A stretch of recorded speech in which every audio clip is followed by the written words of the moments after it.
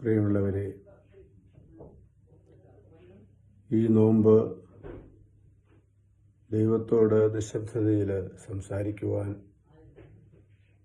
അതുപോലെ സഹോദരങ്ങളുടെ ഹൃദയം തുറന്ന് സംസാരിച്ച് നമുക്കുള്ളവ അവരുമായി പങ്കുവയ്ക്കുവാനുള്ള ഒരു അവസരമാണ്.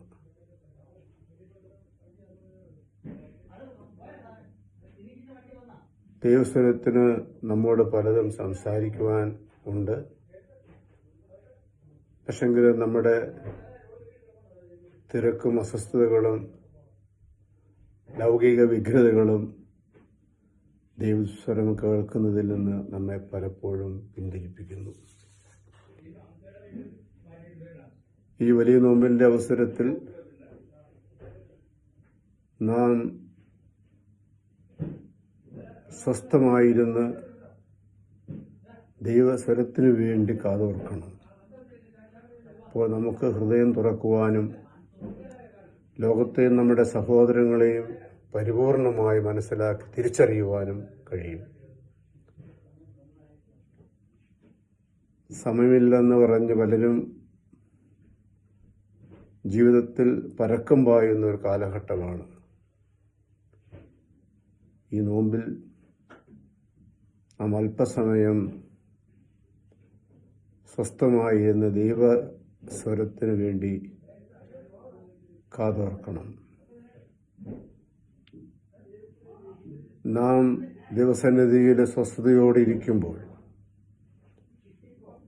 ശാന്തമായി ആ സ്വരത്തെ കേൾക്കുവാൻ ശ്രമിക്കുമ്പോൾ, നമ്മുടെ ജീവിതം പ്രകാശപൂർണമായി തീരും.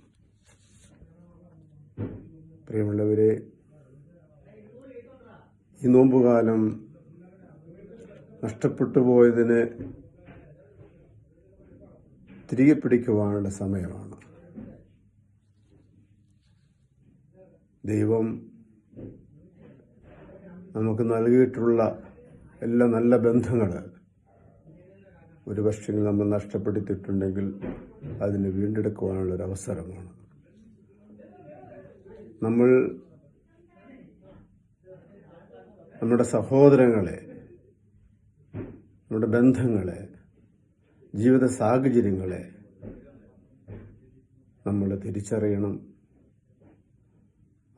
അത് ദൈവനാമ മഹത്വത്തിനു വേണ്ടി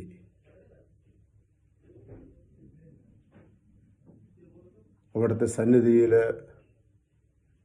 സമർപ്പിക്കുവാനും ദൈവം എന്നിൽ നിന്ന് ആഗ്രഹിക്കുന്നവ തിരിച്ചറിയുവാനും ഈ നോമ്പുകാലം നമുക്ക് കഴിയണം.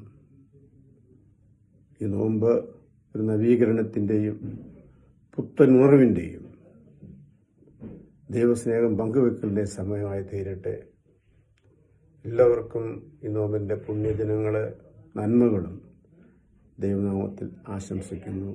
ദൈവനാമം മഹത്വപ്പെടട്ടെ.